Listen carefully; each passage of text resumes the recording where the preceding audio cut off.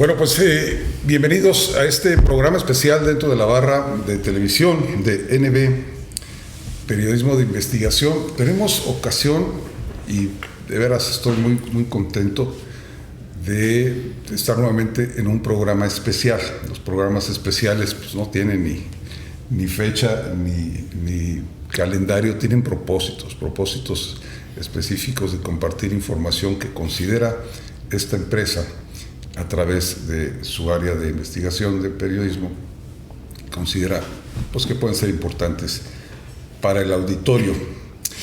Este programa me acompañan 3 personajes, sin duda. Voy a ser muy breve, pero muy breve en presentarlos, y me refiero a solo mencionar algunos detalles de su vida en el tema del que vamos a tratar, porque tienen de veras un trabajo impresionante y unos currículums muy importantes. El tema es masonería, los masones. Sí los masones, los personajes, pero sí la masonería, el concepto y qué significa y qué influencia y por qué vamos a hablar de esto. Pero además masonería en Jalapa. Y en Jalapa porque aunque ya se ha perdido para muchos, y me incluyo, aquella idea de la Atenas veracruzana y la importancia que en el plano cultural tiene Jalapa en este continente, gran parte de ello, creo yo, y ahora vamos a ver si es cierto, es consecuencia de un trabajo de la sociedad. No ha habido gobiernos involucrados tanto como la propia sociedad y la sociedad organizada. La sociedad organizada, y dentro de estas organizaciones sociales, la masonería, lo vamos a ver, insisto, participa, y aunque de repente ha estado discreta, para muchos fue secreto, en estos últimos años hemos tenido oportunidad de conocer cada vez más sobre los masones. En los medios pasivos, en las redes sociales, en internet hay infinidad de información formal al respecto de la masonería en el mundo, pero en Jalapa también se han construido libros completos que ya son públicos, y que entonces digo, bueno, si ya podemos acceder a esta información, pues ¿por qué no traemos primero a los autores y después a los actores y platicamos del asunto? Y por eso me da mucho gusto que esté con nosotros Hazael Sotelo Navarro. Él es miembro del colegio de estudios Schroeder, suena alemán, y es un colegio en Brasil, que está en Brasil, pero tú eres veracruzano. Así es. Y eres miembro de ese colegio. ¿Y qué tiene que ver con el tema? Bueno, resulta que en las vertientes de la masonería, una de las vertientes es la vertiente alemana, llamada el rito Schroeder, que está casi perdido en todo el mundo, pero se trabaja en Alemania y en Brasil. Y entonces, buscando información al respecto, me contacté con ellos, tuvimos acercamiento y finalmente me invitaron a formar parte del grupo. Traduje su material al español y ahí estamos. Muy bien. Un fuerte impulsor, según los datos que nos compartieron y que verificamos, impulsor del ajeísmo nacional, con J, el AJEF, y vamos a platicar sobre esto también. Y por lo pronto, entre otras cosas, es presidente de la Gran Comisión de Instrucción Premasónica de la Gran Logia Unida Mexicana. Este es Hazael, bienvenido a tu casa. Gracias. Tenemos también mucho gusto en tener en este programa a Wenceslao Vargas Martínez. Wenceslao es masón desde el 84, según los datos que nos proporcionó tu representante. Representante. Vargas Márquez. Jefe de Relaciones Públicas. Vargas Márquez. Vargas Márquez es autor de un libro que ya va en su segunda edición, La masonería en la Presidencia de México, desde 1717 hasta el 2018. Este libro, un investigador de temas masónicos que me da mucho gusto vaya a compartir con nosotros pues este producto de su investigación. Mi querido amigo, compañero aquí en NB, hermano de toda la vida, doctor Jaime Ríos Otero, 3 veces venerable maestro de su logia, es garante de paz y amistad de diversas respetables logias, aquí logias simbólicas. Primer gran comendador de la Gran Comandancia de Caballeros Templarios de México. Les decía, voy a ser muy breve en el resumen porque es impresionante el trabajo, el desarrollo y los grados y la importancia que han tenido, al que hoy también es gran sumo sacerdote del Supremo Capítulo de Masones. Bienvenido, mi querido Jaime. Gracias, querido Luis. El tema está planteado, yo los escucho, yo coordino con nuestro productor Carlitos Vargas, que le agradecemos nuevamente su atención con nosotros, y empezamos situando la masonería. ¿De qué vamos a hablar? ¿Qué es ese tema? Y después de 2 minutos de presentarlo, caemos por qué en Jalapa. ¿Quién nos hace el favor? Pues, indica. Pues si les parece, comenzamos situando en la historia qué es la masonería, ¿no? La masonería o francmasonería, Freemasonry en inglés, viene de los gremios operativos de constructores medievales. Es decir, toda esta rama de constructores de catedrales en la era feudal eran constructores que tenían la posibilidad de transportarse entre ciudades feudales, por eso se les llamaba masones libres. Y estos masones crearon un sistema muy similar a lo que ahora pensaríamos como un sindicato, ¿no? Tenían unas redes de intercambio social y de beneficencia que fueron llevándolos a crear sistemas de enseñanza, sistemas de formación y sistemas de instrucción y educación moral a sus miembros, lo que llevó a que más o menos entre 1500 y 1650 empezaran a invitar a gente que no era constructora, y a partir de ahí que para 1717 se formalizara ya como una institución ya no de construcción, sino donde los miembros participan en un sistema de educación moral, ¿no? De tal forma que ahora se define como un peculiar sistema de moralidad, velado por alegorías e ilustrado por símbolos. Es decir, a través de pequeños relatos o historias se tratan de dar enseñanzas morales, de plantear fundamentos de cómo se puede actuar en la vida para que uno lo incorpore y lo lleve a su vida, ¿no? Una especie de filosofía de vida, como puede ser incluso el estoicismo ahora.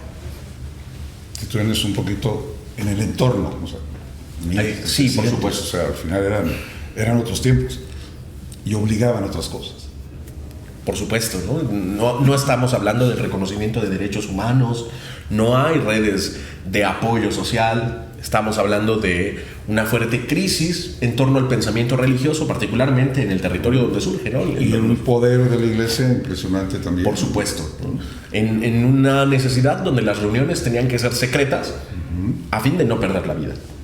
Muy distinto al panorama que nos podemos imaginar ahora. En la represión era mucho mayor, y en ese sentido se da paso a lo que algunos llaman sociedades de ideas, grupos clandestinos que lo que buscan es la posibilidad de hablar libremente y de discutir temas libremente: ciencia, economía, religión, filosofía. Y ahí es donde está. No había forma de ir a compartir el conocimiento abiertamente. Había que meterse en una cueva encerrados para hacerlo y que nadie se enterara, pues, para compartir. Ese era el tema. Y ahí es donde estos grupos empiezan a destacar también en la historia, porque se convierten en receptores y sociabilizan el conocimiento también. Y lo defienden. Maestro, después del maestro, ¿qué Maestro. Bueno, el historiador es Wenceslao. Pero estamos en reflexión previa. Sí, efectivamente. Eran al principio grupos cristianos, grupos católicos más bien, porque obviamente no se podía hacer otra cosa en la Edad Media. Salirte del cristianismo, del catolicismo, significaba que la Santa Inquisición te pepenara y te llevara a la hoguera. En México, por ejemplo, la Santa Inquisición desapareció en 1820. Entonces son muchos años, o muy pocos años hacia acá, que no ha existido ese riesgo, a pesar de distintas amenazas, ¿no? Porque el fanatismo religioso siempre genera cuestiones indeseables. En realidad, entonces, bajo matices gremiales, católicos, muy católicos, posteriormente se va abriendo, como decía Hazael, a ideas nuevas, a pensamientos nuevos.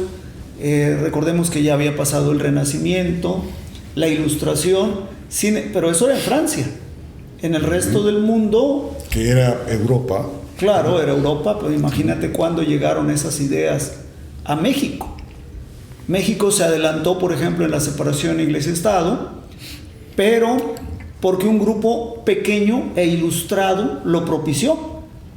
Si hubiera habido una consulta, un plebiscito, un referéndum, hubieran perdido, porque el pueblo no quería eso. Claro. No sabía lo que era eso, ¿no?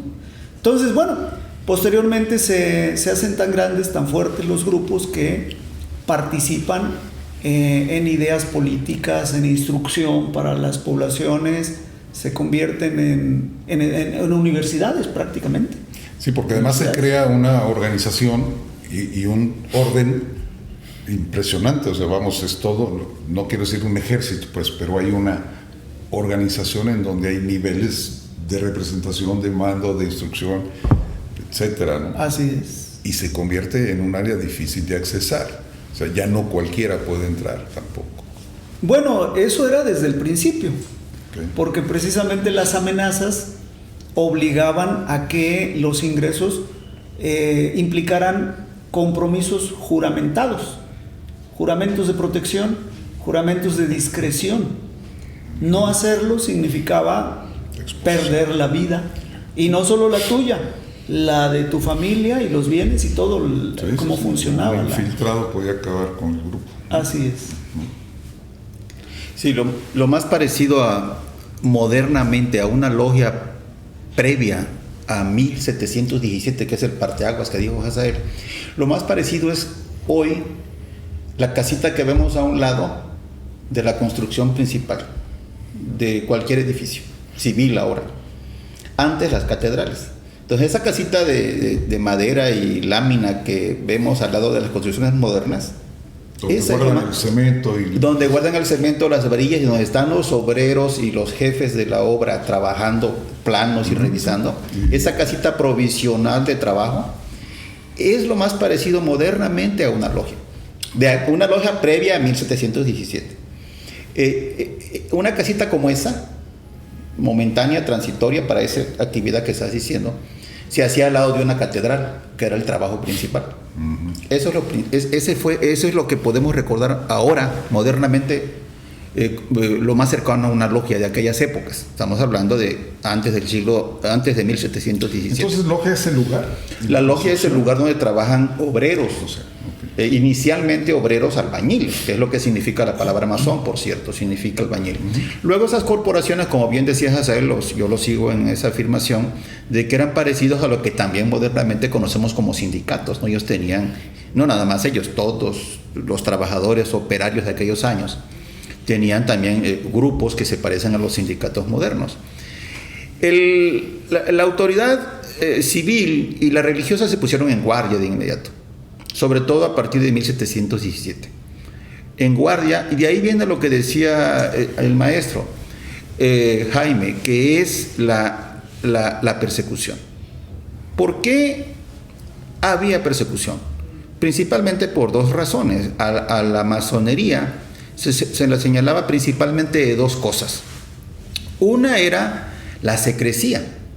El gobierno decía, bueno, ¿de qué hablan allá adentro que yo no me puedo enterar?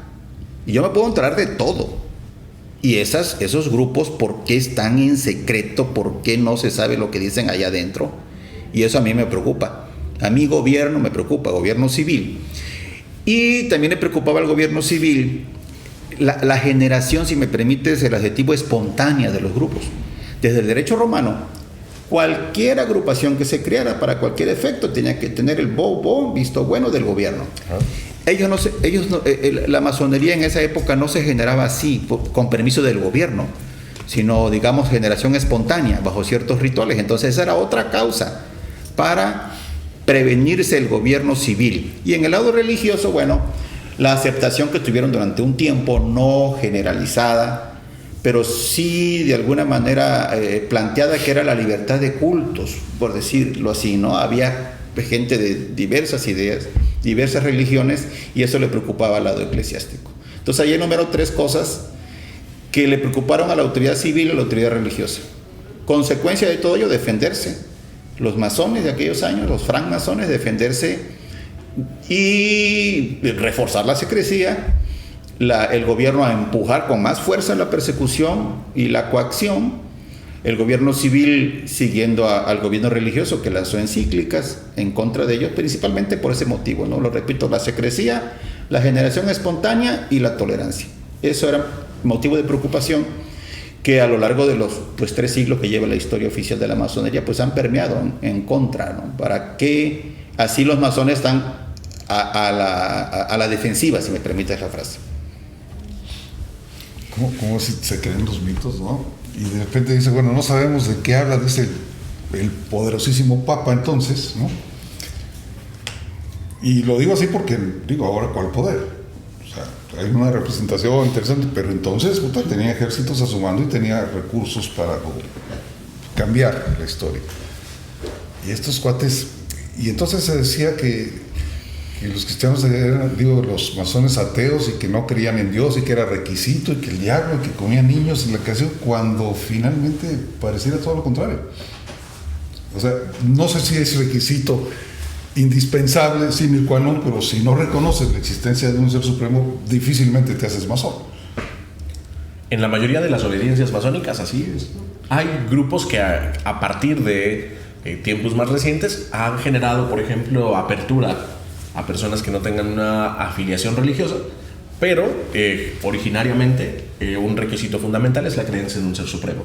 No te dicen cuál, ¿no? Tú eres libre de creer en quien tú quieras creer, pero sí es necesario que estés consciente de que existe una fuerza, ente o algo superior a la humanidad al cual tú le dedicas un tiempo de contemplación y de análisis, ¿no? Y en ese sentido, la búsqueda de los masones en buena medida era el hacer a sus miembros más activos en sus religiones. Eso va a ser muy notorio en muchos personajes que a partir de que ingresan o de que tienen contacto con la masonería van a tener una búsqueda muy particular en su espiritualidad. Contrario a este mito de algún culto satánico o alguna cuestión de brujería, ¿no?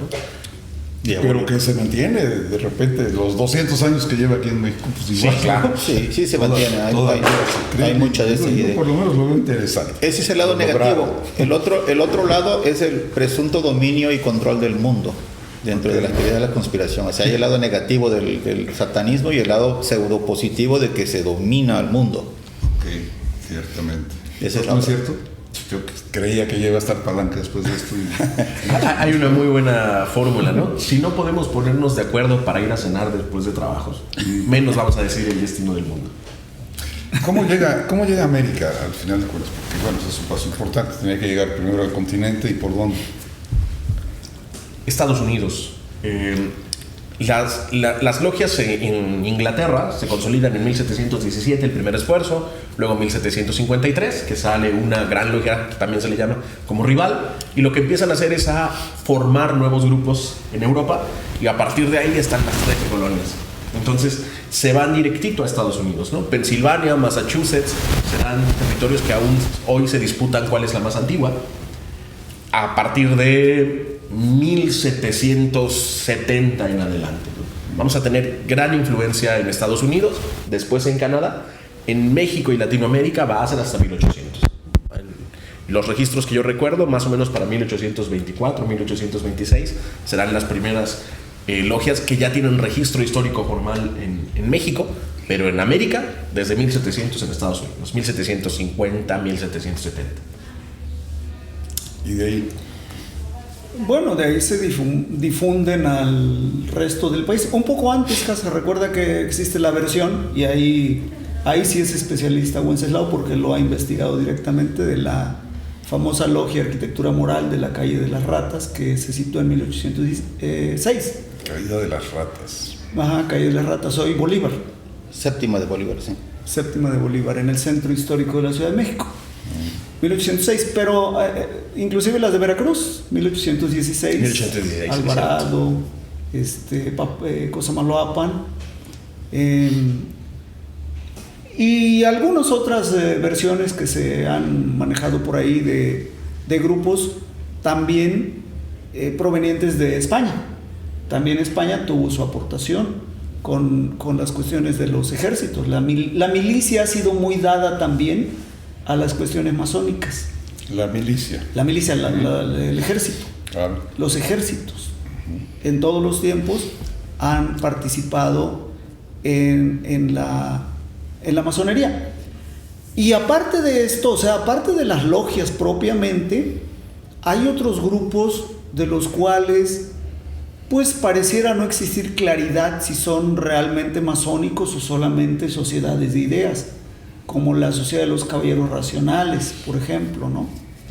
Que tienen estructuras muy similares a las masónicas, que pareciera que las ideas que defienden son parecidas, bueno, son afines, pero pues obviamente quizá nunca se sepa, porque en aquellos años lo que se procuraba era no dejar constancia.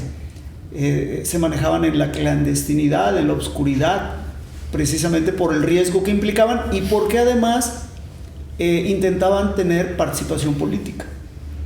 Muy primordialmente liberar a los países de América Latina del yugo europeo, específicamente español. Entonces, hay muchas áreas en penumbra que pues hay que seguir investigando. ¿Y en dónde se investiga? ¿Dónde está esa información? Pues está, o debe estar, en los archivos de las logias y grandes logias y de los ritos. A veces ocurre que, cuando digo debe estar, es porque a veces ocurre que esos archivos no se conservan siempre. Hablo de un diagnóstico nacional, si me permites, el atrevimiento de una frase así. Desde luego que hay muchas logias y grandes logias que cuidan sus archivos, pero no siempre es la regla. Pero yo te quisiera, si me permites, abundar sobre el aterrizaje del lado histórico de las logias, y es lo que decía aquí Asael, lo que dice Jaime, pero yo propongo que se distinga acerca de la llegada de la masonería a México entre masonería en sí organizada y la presencia de masones aislados, que es otra cosa. Entonces, presencia de masones aislados en México, hay como se decía aquí, de fines del siglo XVIII, 1760, 70, 80, hay presencia de masones. Si me permites la frase, masones sueltos, individuales, que no constituyen una logia. Ya las logias se comienzan a formar en los periodos que decía aquí Asael, que ha puntualizado el maestro Jaime, por ejemplo, Amigos Reunidos 8 en Veracruz, de 1817. Hay una versión que nunca se ha confirmado, que es una presencia en la logia que es de la calle Bolívar, que nunca se ha confirmado, a la que se supone que perteneció Miguel Hidalgo, pero nunca ha habido pruebas, ni de la existencia de la logia, ni de la pertenencia a ella de Miguel Hidalgo, ninguna de las dos. Pero por otro lado hay otra que se llama, que mencionaba el maestro Jaime, es Arquitectura Moral. Es otra logia, no es de Bolívar. Es de otra logia llamada con ese nombre, que tuvo 2 domicilios en la Ciudad de México. Y primeramente estuvo al norte del Palacio Nacional, en lo que ahora es la calle Guatemala, desaparecida ya, sobre lo que resta del Templo Mayor. Primer domicilio. O sea, ya no existe, ahí se puede ir, pero ya la calle no está, porque es el segundo tramo de Guatemala y está derribado. Entonces ahí estuvo la primera sede de esta Arquitectura Moral, y la segunda sede la tuvo en 16 de septiembre, una calle que está al sur del Zócalo, hacia el oeste, y que va rumbo a Bolívar precisamente. Entonces ahí estuvo la segunda sede. Esa logia sí existió, es histórica, pero la primera de Bolívar no hay elementos. Entonces ese es el arranque. Luego vienen de las propias logias en sí la armazón de los ritos, ¿no?, que es la siguiente etapa, digamos. Y todos esos ritos, también siguiendo con la pregunta que hacías, pues han debido, y no es regla, conservar sus archivos, pero no siempre ha sido así, desafortunadamente. Entonces, a veces hay archivos, felizmente, en línea de universidades europeas, archivos históricos europeos, y en Estados Unidos. El diploma masónico de Santa Ana, grado 32, jalapeño, está en Estados Unidos. Y así como esos archivos, hay muchos otros dispersos en el mundo. Y pasa otra cosa también, que a veces el investigador que no es masón se encuentra con el freno de que no puede tener acceso a los archivos por la cuestión precisamente de una secrecía. Yo en esta parte yo digo que quizás sea una secrecía malentendida si lo que se va a tocar es lo histórico. Yo propongo que si lo que se va a tocar es lo histórico, que los archivos estén abiertos, incluso estén en línea. Esa es mi opinión personal. Entonces, eso es lo que te podía decir de los archivos, dónde ubicar, dónde buscar, dónde encontrar. Hay archivos en la Ciudad de México. El Archivo General de la Nación tiene mucha información sobre la masonería mexicana. Un trabajo de un señor llamado Nicolás Rangel, trabajó los últimos años del siglo XVIII. y hay mucho archivo de los presidentes, que es el tema que ha sido de mi interés, el de los presidentes mexicanos. Y abundando nada más para terminar el asunto de la creencia en Dios sí o no, hay variantes, ya lo decía aquí Asael, en la que la masonería no es uniforme, no es un solo bloque, hay de muchos tipos. Él decía mayormente la creencia en Dios, y tiene razón, yo lo sigo en esa afirmación. Con eso te quiero decir al revés, hay masonería que por definición, grupos masónicos que por definición no creen en Dios.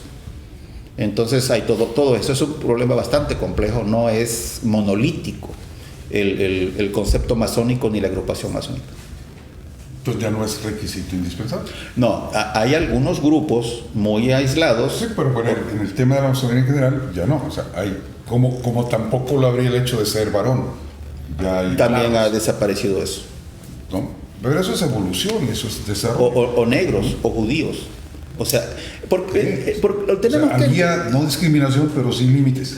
Es que había límites sobre todo muy al principio del 1717, por la razón obvia de que están haciendo la masonería en un país blanco y sajón. O sea, como que incluso a lo mejor ni cabía la pregunta de saber si podíamos aceptar judíos o negros, por ejemplo, ¿no? ¿Por qué? Porque no tenía sentido la pregunta, era una cosa muy focalizada. Que esa pregunta a lo mejor ni cabía, ¿no? Muy bien. Híjole, yo me quedo con muchas ganas de cualquiera de los temas que hemos propuesto, me gustaría explorarlo más, pero tengo que llegar. A ver, vamos a llegar a Jalapa, pero antes así, definir. Estamos hablando de 1850 todavía, en México. Podemos hablar de un perfil, o sea, ¿quiénes eran los masones en términos de sus perfiles? ¿Eran los profesionales, los profesionistas, eran los dirigentes sociales, eran los dueños, ¿quiénes eran? ¿Qué perfil tenían? ¿Había que tener lana para ser masón? ¿Había que estar en algún grupo político o relacionado para ser masón? Un perfil, no se puede hablar así. Bueno, yo creo que no se puede generalizar. La masonería, en la mayor parte de las expresiones que yo conozco, es clase mediera en la actualidad. Yo creo que así era en aquellos años, por la simple razón de que la educación, la instrucción pública no estaba tan desarrollada. Entonces es obvio que ingresaban las personas que tuvieran, yo diría que ciertas características libertarias en cierto modo, ¿no? Yo creo que detectaban quién era confiable, quién sí tenía ideas un poco de avanzada que se salieran del esquema del dogma religioso y la incluían. Posteriormente se convirtió en una organización que hacía las veces de partidos políticos. No había partidos políticos en México en el siglo XIX.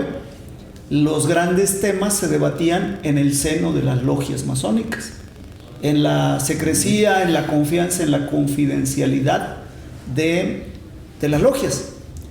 Entonces, pues comenzaron a participar ahí mucha gente interesada y desarrollándose en la cuestión pública, que por cierto yo creo que finalmente fue un problema, porque se degradó, se degeneró y se aisló también un poquito de la sociedad en general y se fue hacia estos grupos de poder. Pues más bien comenzó a atraer a gente por ese solo hecho, por dar la impresión de que era una organización de poder, donde tenías la oportunidad de estar en contacto con los presidentes, con los gobernadores, con los etcétera, ¿no?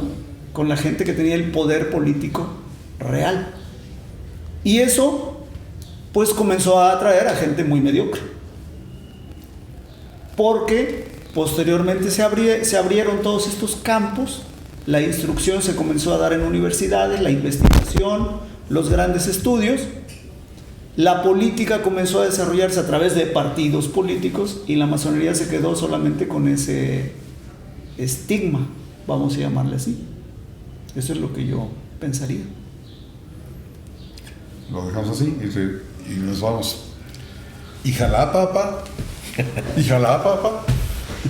Pues Jalapa... ¿Es importante hablar de la masonería en Jalapa? ¿O No, sí, seguimos? claro, no, sí, por supuesto, en cualquier lugar. De hecho, los estudios de cualquier lugar, municipio incluso, o sea... Pero particularmente, a mí no sé por qué me interesa Jalapa. Me da la impresión de que gran parte de lo que ha sido Jalapa, historia, sus aportaciones, tienen que ver con este tema y con estas personas. Yo soy de la idea de que los estudios nacionales de masonería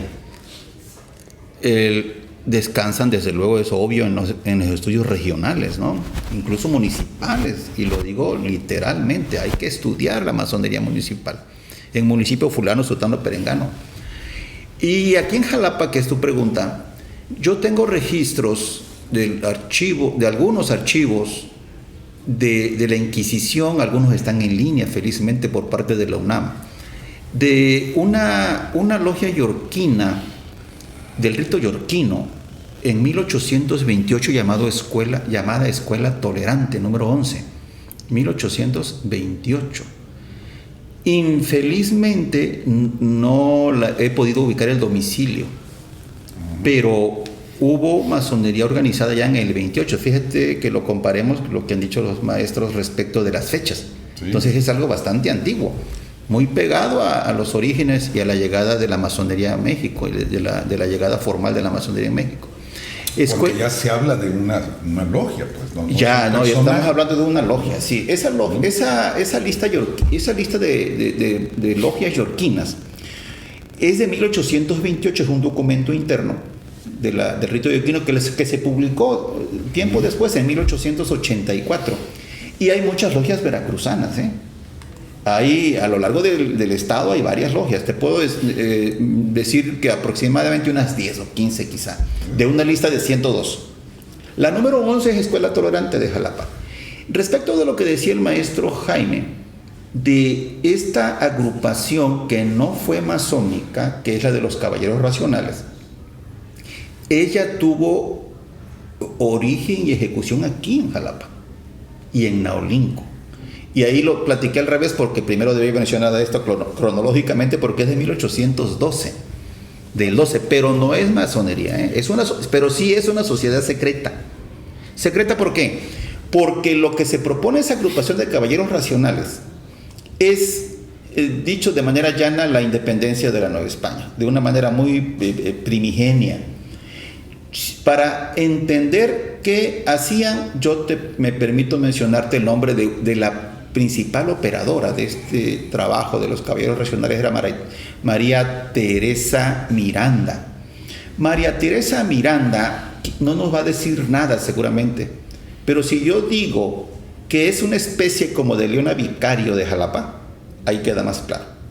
Si digo que es una especie como de José Ortiz de Domínguez de Jalapa, queda más claro. Quizá esta analogía sea mejor porque su esposo también era insurgente y el esposo de ella, de María Teresa Medina, era militar. Entonces, María Teresa Medina es una de la principal, quizá operadora de los caballeros racionales aquí en la ciudad, porque no era masonería. Y vivía en una calle que se llamó de la Amargura y que ahora es Revolución. Y tenemos registros. Quiero decir, tenemos los mexicanos y los investigadores, tenemos registros de un señor de apellido Telles por el rumbo, dicen nada más los archivos, de San José. Tenemos un señor de apellido Velasco por el rumbo de El Calvario. Entonces tenemos a María Teresa Miranda en la calle Revolución, ahora antes La Amargura, y tenemos a Telles y tenemos a Velasco. ¿Medina o Miranda? ¿Cómo queda? Medina. Es que es Medina y Miranda, si no recuerdo mal, Medina, pero el primer apellido es Medina. Y luego el gobierno los identifica, algunos tienen que dispersarse y se van a Naolinco. Entonces ahí hay esa actividad secreta. ¿Y secreta por qué? Pues porque es obvio que lo que están intentando es, si no para las mujeres y para los varones, prácticamente pena de muerte. Fíjate que la mujer era un poquito más respetada. Hechos como los de Leona Vicario, lo que hizo Leona Vicario era ejecución para varones, a ella la mandaron a la cárcel. Entonces, hay masonería desde aquellas épocas. Mira, aquí traje este papelito es de la Logia del Sol, Gran Oriente, muy respetable Gran Logia de Estado El Sol, esta es muy posterior, 1880-90, mira, este es de aquí de Jalapa, y ya es de fines del siglo. Pero entonces sí ha habido actividad en Jalapa, es importante lo que se hizo. 1890. Sí, y es importante lo que se hizo, tanto o más, a lo mejor no más, pero sí tanto como lo de Veracruz, el puerto. Allá por la cuestión de la conexión con el Golfo y los barcos y el mar, pues era la actividad más intensa, ¿no? Y prestigiando la elección de sus dignos señores, que dio el resultado siguiente, Porfirio Díaz. Sí. Qué interesante. Entonces, desde 1802 empezamos a ver ese tipo de actividades. Actividades secretas, como decía el maestro, sociedades de ideas y conspiraciones para la independencia. Y empezamos a verla más organizada ya y más relacionada en Jalapa en ese mismo siglo XIX. Sí. En la primera parte del siglo XIX es muy convulsa, ¿no? Como mencionaba Jaime, el problema es que al tomarse como partidos políticos, ¿no? La famosa de los libros de historia de que los escoceses eran conservadores por ser centralistas y los georgianos eran liberales por ser republicanos, llevó a una disputa que hizo que surgiera por ahí de 1826 incluso un grupo que es el Rito Nacional Mexicano, al que por ejemplo se asume perteneció Benito Juárez. Y esto va a llevar a una tensión política que hace que se prohíba en el país la masonería. La prohíbe el gobierno. La prohíbe el gobierno. Y va a ser hasta la reforma que van a volver a empezar a fortalecerse estos grupos con figuras como Joel R. Poinsett, embajador de los Estados Unidos, que van a empezar a formular esta visión tradicional e institucional de la masonería, trayendo lo que se denomina una gran logia, es decir, un grupo que regula por lo menos a 3 logias en un territorio. Y a partir de ahí vamos a tener la aparición de grupos en Jalapa, y estos grupos en Jalapa se van a constituir para finales del siglo XIX, es decir, entre 1880 y 1899, en lo que ahora se llama Gran Logia Unida Mexicana. La mayor parte de las logias veracruzanas se van a integrar a estos grupos que antes estaban dispersas entre un grupo llamado el Supremo Consejo, entre un grupo llamado la Gran Dieta Simbólica, entre la Gran Logia El Sol, entre la Gran Logia de Veracruz Llave, entre la Gran Logia Simbólica Independiente Mexicana, y se van a formar como la Gran Logia Unida Mexicana, ¿no? Entonces vamos a tener para finales del siglo XIX a un montón de personajes destacados que van a planear las grandes obras de lo que ahora es Jalapa. Entre las que tenemos escuelas, entre las que tenemos vialidades, entre las que tenemos centros de recreación, entre las que tenemos instituciones deportivas. Vamos a tener a los grandes pensadores de movimientos nacionales como las escuelas normales. Déjenme hacer un paréntesis, si me permiten, como para involucrarnos. O sea, todo estos son resultados. Pero ¿qué sucede dentro de una logia? Para platicaros un taller. O sea, llegan y dicen, vamos a conspirar contra... y empiezan todos a participar. Yo lo que puedo ofrecerles nada más es que el trabajo adentro es un trabajo intelectual interesante.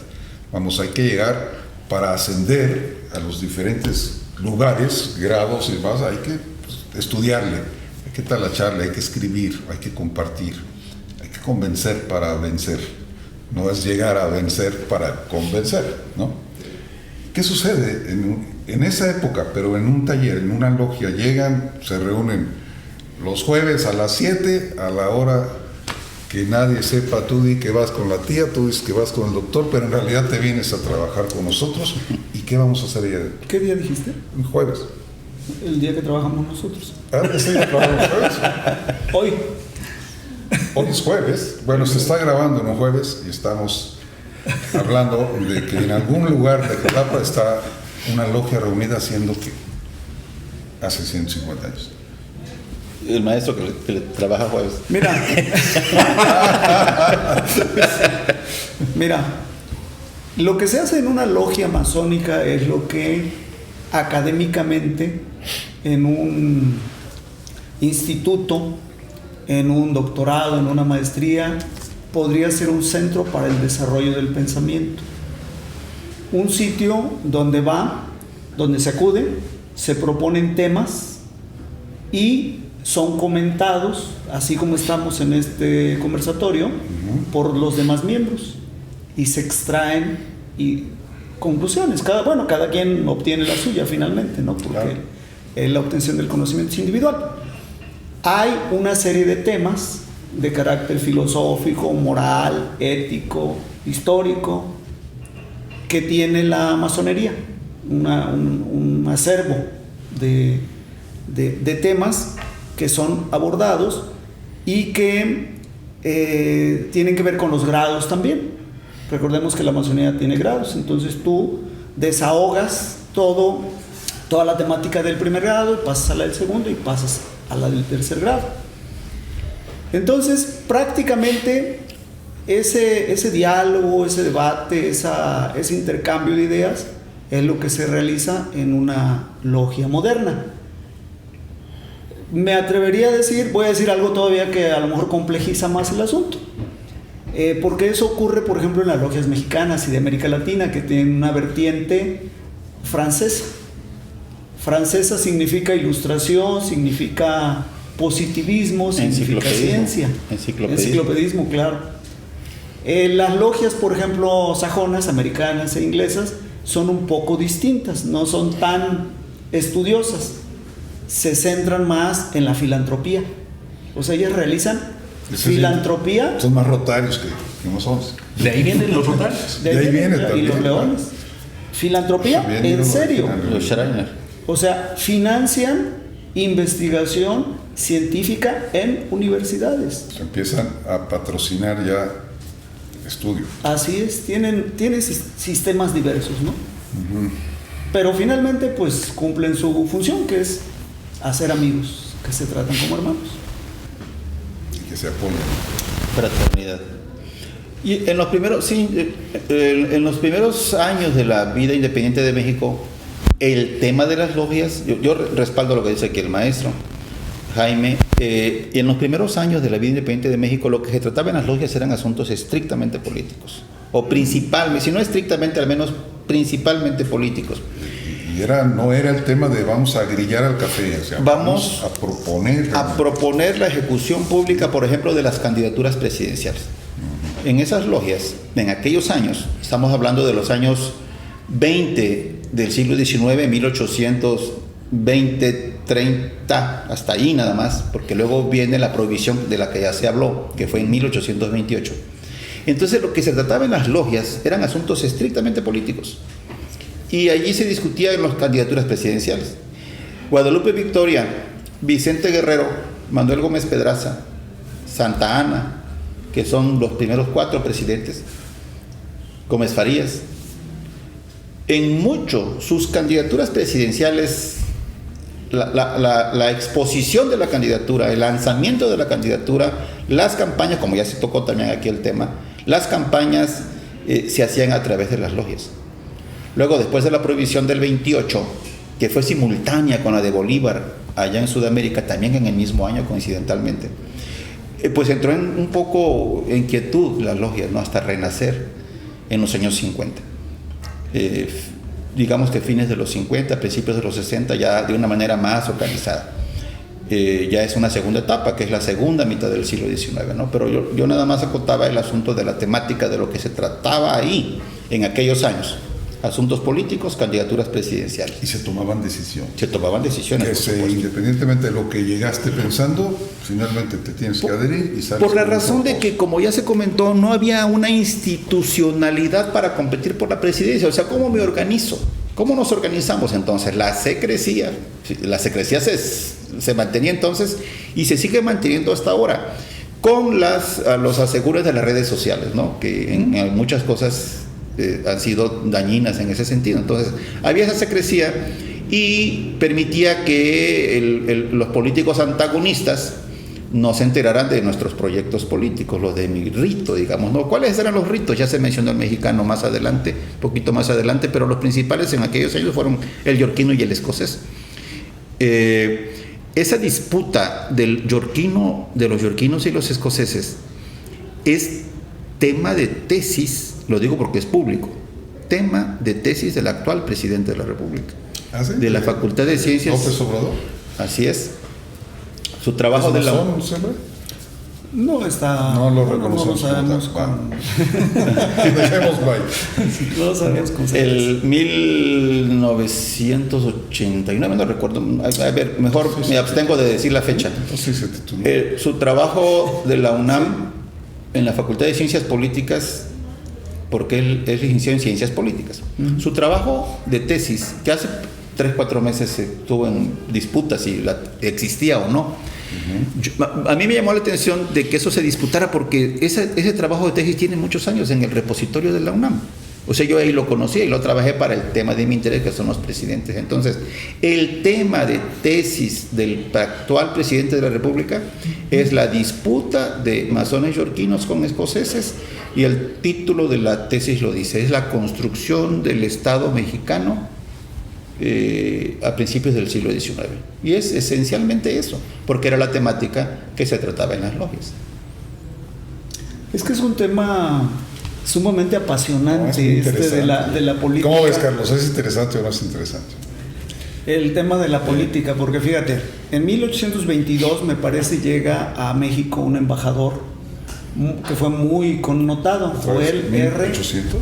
22 aproximadamente. Okay. Joel R. Poinsett, el que se llevó la Nochebuena, y en su nombre le llaman Poinsettia en Estados Unidos.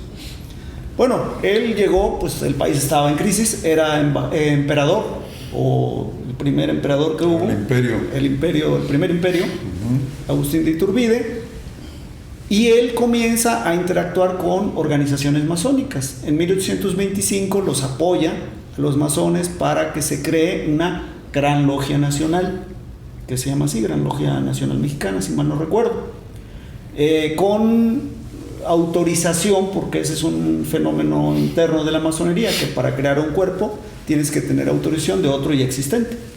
Con autorización o con patente de Nueva York se crea en 1825. De ahí comienzan los grupos ya existentes, escoceses o de vertiente escocesa, y esos yorquinos comienzan a enfrentarse, a confrontarse, a tal punto que el Congreso en el, creo que 27-28, prohíbe las sociedades secretas. 28. Entonces, para seguir actuando, Prohíbe bueno, las sociedades las secretas sociedades, para prohibir particularmente la masonería. sí, claro. No había Sí, más. sí, por supuesto. Por supuesto. Las prohíbe y entonces ellos se disfrazan. Los yorquinos se hacen llamar guadalupanos y los escoceses novenarios. Okay. Sin embargo, y la Gran Logia esa desaparece, la Gran Logia Nacional. Sin embargo, en ese mismo año, otros masones, inconformes con esa divergencia que había entre escoceses y yorquinos, porque políticamente los escoceses eran centralistas, monárquicos y pro-europeos, mientras los yorquinos eran republicanos, federalistas y pro-americanos. Entonces, para salir de esa cuestión y crear una masonería que no estuviera influida por la política, crean el Rito Nacional Mexicano. Miembros de uno y de otro grupo 9 crean el Rito Nacional Mexicano, que al principio dice que no se va a meter en política y que muy pronto comienza a actuar en política, a tal punto que en 1833 emite unos principios sociales, para la nueva sociedad, ¿no? La nueva nación, para la nueva nación. Esos principios sociales del Rito Nacional Mexicano son las leyes de reforma, o sea, es el mismo contenido trasladado años después a las leyes de reforma. Y Ahí está la diferencia. de ahí, en 1860, ya se crea formalmente el Supremo Consejo de México, del rito escocés antiguo y aceptado, que nace en Veracruz, y pues viene toda la historia más fuerte de la época de Benito Juárez y su grupo de ilustrados, de Lerdo y de Porfirio Díaz, ¿no? Muy bien. Nos quedan pocos minutos, pero yo sí quiero, a ver, vamos a centrarnos. Entonces, ni modo, a Jalapa. Regresamos a Jalapa. Jalapa, ¿cuántas logias? ¿Quiénes destacan? Fuera de la historia masónica como tal, ya en la historia de Jalapa, ¿sí? Y en la historia de Veracruz, de este lado, masones destacados. Pues hay bastantes. Juan de la Luz Enríquez, Juan de la Luz Enríquez. Antonio María de Rivera, Repsamen, Enrique C. Repsamen, Heriberto Jara Corona, Lucio Lina Martínez, Abraham de Contreras, importantísimo en Guatepec. Vamos a tener a grandes periodistas, grandes comerciantes en todo el siglo XX.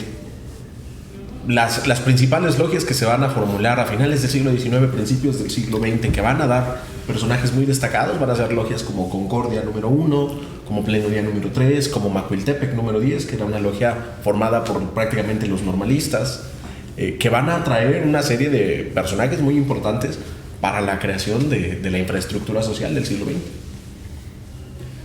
Estuvo, puede ser sorpresivo para el gran público, que también estuvo aquí en Jalapa Victoriano Huerta. Sí. El presidente Victoriano Huerta fue masón, grado 30. Estuvo trabajando en una logia aquí. Sí. Adivinen cuál. Concordia debe ser. En Concordia. Concordia, por supuesto. Fue masón grado 30 y después del asesinato del masón también Madero, él continuó en la presidencia, fue derribado, ya sabemos, por el ejército de Carranza, y fue expulsado, pero fue masón y trabajó aquí. Otro grupo que ha trabajado también aquí en Jalapa, del cual no tengo un registro, digamos, de personas notorias, no digo que no existan, que yo no las tengo, es el Rito Nacional Mexicano. Por ejemplo, aquí te muestro este pedacito de Constitución. Mira, esta es la Constitución de la Gran Logia Manuel Verdad del Rito Nacional Mexicano, hasta arriba el emblema, y este es el post-mortem de ellos, que es cómo se ayuda a los deudos cuando fallece un masón. Y ese rito y esa gran logia tuvo logias aquí. Desafortunadamente, después de la invitación que recibí, que tuvieron la gentileza de extenderme, no pude encontrar el folletito donde está el domicilio donde trabajaron aquí. No lo pude encontrar.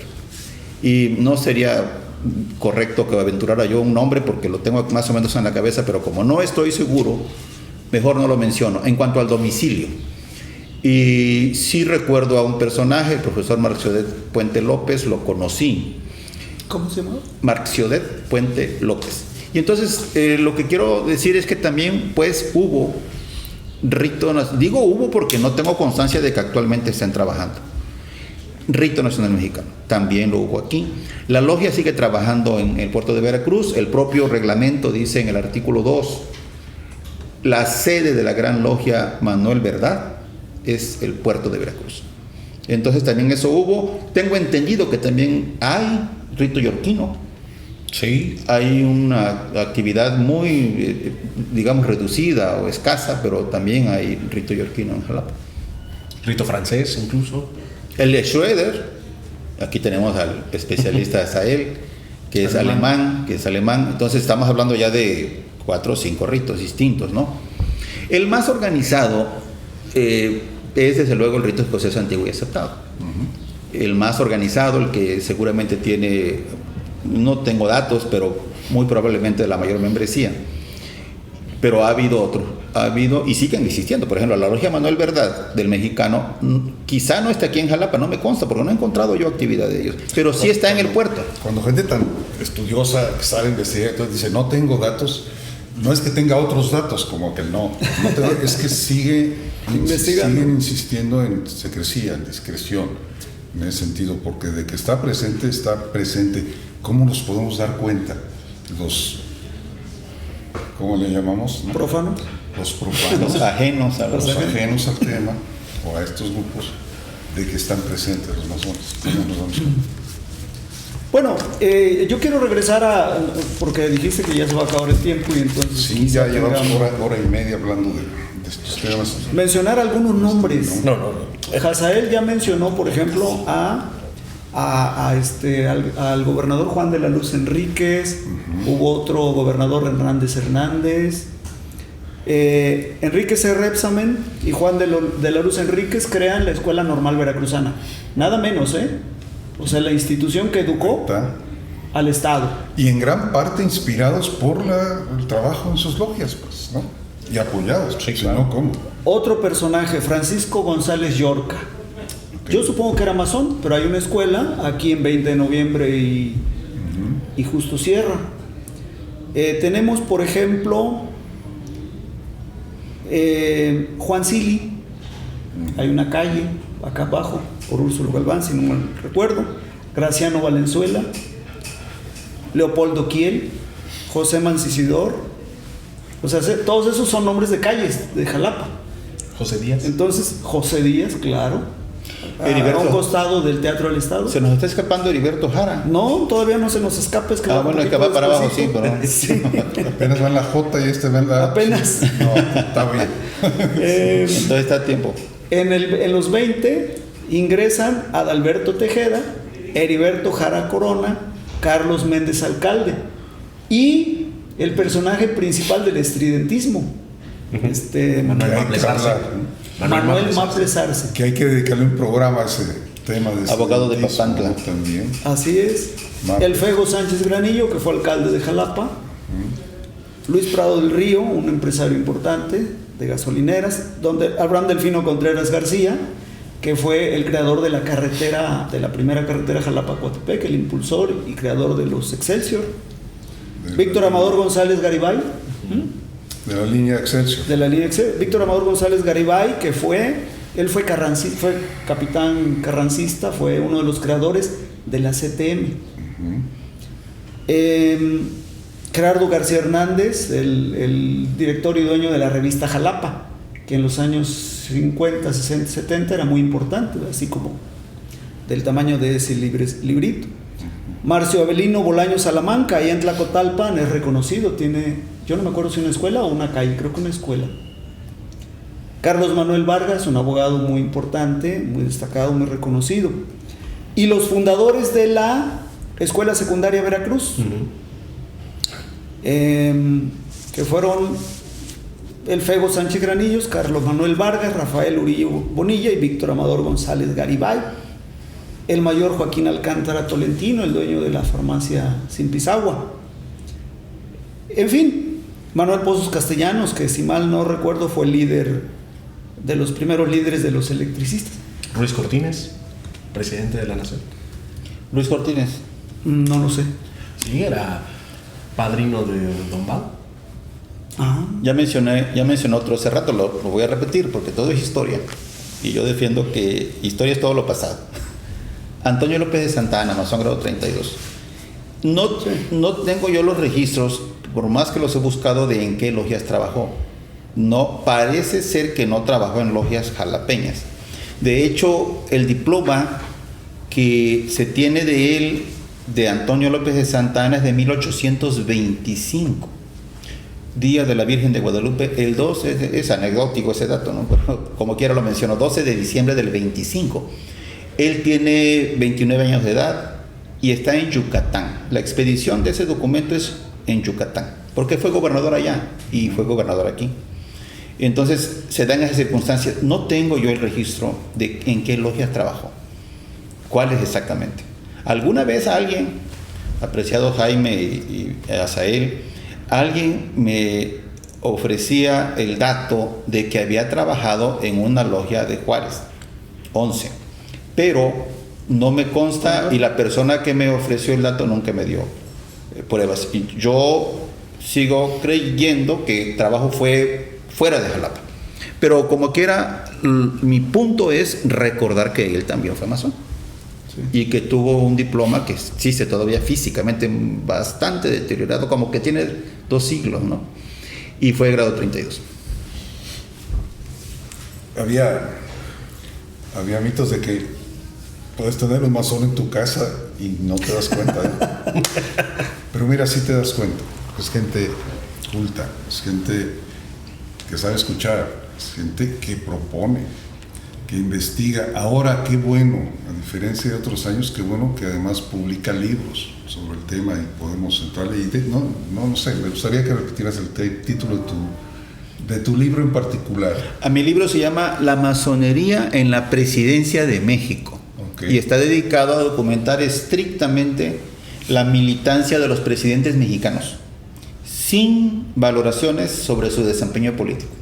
Que eso no tiene que ver Pero de 1700 para acá. Sí, lo que pasa, explico el nombre del título, no había presidentes en 1717, lo que pasa es que la primera edición que yo saqué del libro era puros presidentes, con los años se ha extendido el trabajo, se ha ido hacia atrás el estudio, y ya no puedo cambiar el nombre por la cuestión de derechos de autor, está registrado en Indautor, claro. Y ya no puedo cambiar el nombre, entonces por eso lo sigo llamando, aunque lo sabemos, es obvio, no había presidentes entonces, pero tengo registros de algunos virreyes y de algunos reyes, de los que gobernaban la Nueva España a través de los virreyes, ¿no? Entonces, de aquella época es que data el trabajo, así se llama, lo repito, la masonería en la presidencia de México.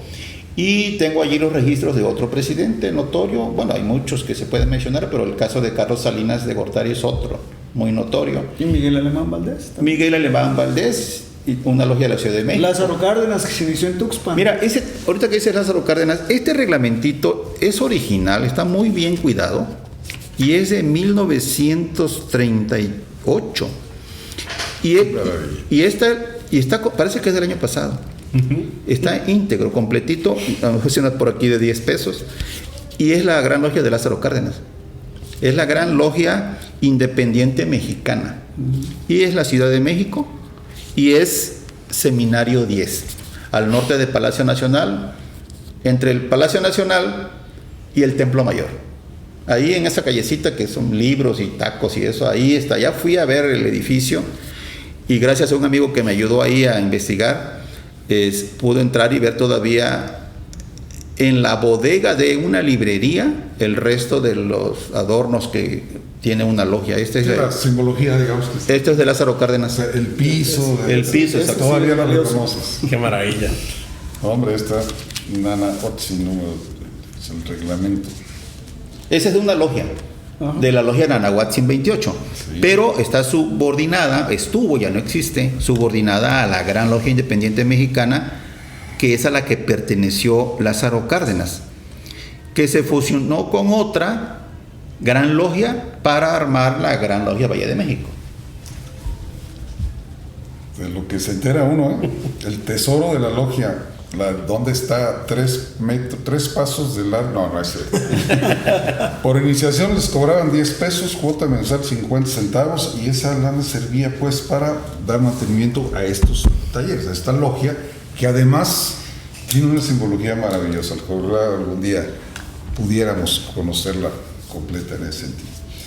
Lo que vamos a mantener discreto y en secreto es todos estos códigos, toda esta simbología, estos tocamientos les llaman de repente, y lo llaman así para hacerlo interesante, porque no se tocan. ¿No? Pero bueno, nada. Yo no sé nada. Hasta el atarío. Yo no dije nada, de eso no voy a escribir. Tú tienes también un libro ya.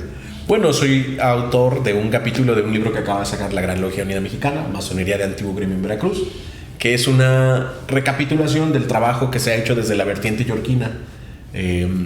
Ahora, más que tener los grupos divididos como solo los escoceses, solo los yorquinos en 1800, ahora más bien las grandes logias están en esta nueva etapa de empezar a dar apertura a las distintas vertientes. Entonces ese libro recapitula cuál es el trabajo que a partir de los años 90 para acá se ha hecho en Veracruz para incorporar el sistema americano en la masonería veracruzana, ¿sí? Disponible en PDF. Ya no es presidente de la Gran Comisión AGEF, pero es uno de los impulsores de los más impulsores destacados. Fuertes. AGEF es lo fue durante periodos de 3 grandes maestros. Esa es la Asociación de Jóvenes Esperanza de la Fraternidad, una asociación paramazónica dirigida a jóvenes de 14 a 21 años, con el fin de coadyuvar en su formación integral psicosocial, ¿no? En el aspecto de dotarles de herramientas para ser ciudadanos con criterio y tomar decisiones cuando sean adultos. No es masonería, simplemente es apoyada por la masonería, y bueno, los jóvenes que estén interesados, vale mucho la pena como experiencia personal. Dice esta Constitución, la fecha, del libro es 1955, pero dice en su artículo primero, la masonería tiene por objeto la perfección de los hombres. Es un gran compromiso ponerlo en la Constitución. Bueno, la Gran Logia Unida de Inglaterra, que es la más antigua del mundo reconocida, dice que la masonería atrae incorpora a hombres buenos para ser los mejores. Y el rito Schroeder dice que no somos mejores. Solo somos más conscientes de nuestros deberes y responsabilidades. Pues eso nos hace mejores. Nos hace. Bueno, lo que pasa es que yo tengo un primo alemán, entonces me siento te sentiste incluido. Parte del tema.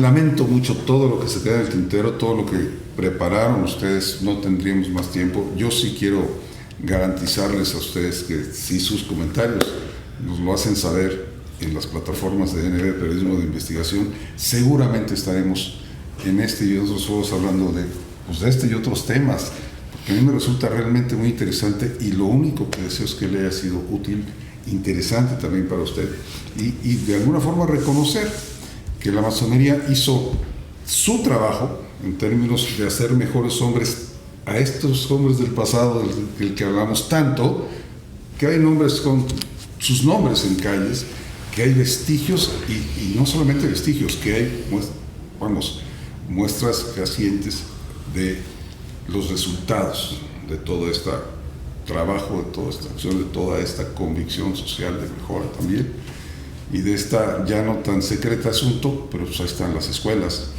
ahí están los logros y ahí está el desarrollo de un país que hasta presidentes de la República pues dieron como resultado. No sé cómo cerrarlo, ayúdame. Bueno, pues en primer lugar agradezco yo en lo personal a NB por la oportunidad de platicar. Es la primera vez en los 38 años que tengo yo, 37 de ser masón, que estoy en un foro público hablando de masonería. Siempre ha sido, muchas veces he participado en conferencias internas, ¿no? La humanidad no sabe, no tiene idea todo lo que le debe a la masonería, al desarrollo del pensamiento humanista, al desarrollo de la ciencia. Ese es otro tema interesantísimo. Los fundamentos de la ciencia fueron puestos por masones en Inglaterra en la Real Sociedad. Es correcto, sí. La humanidad, decía yo, no sabe lo que le debe a la masonería en términos de abrir las oportunidades para la libre expresión, para la libertad de reunión, para los derechos humanos, para la ciencia y para la resolución de problemas de manera civilizada, para el derecho inclusive, para el derecho también. Entonces, pues nunca ha sido una organización siniestra. Las logias de cada ciudad son reflejo de la ciudad. También. O sea, Jalapa, finalmente una ciudad con una cultura muy por encima del promedio nacional, tiene una masonería de ese estilo. En otras poblaciones donde hay otro tipo de personas, no digo mejores ni peores, otro tipo de personas, pues se adaptan, ¿no? O los componentes reflejan lo que es la sociedad. No es finalmente, en el caso de los fallos que tenemos algunos masones, los errores y eso, no es culpa de la organización, sino de la conducta personal, porque ahí pues existe la libertad.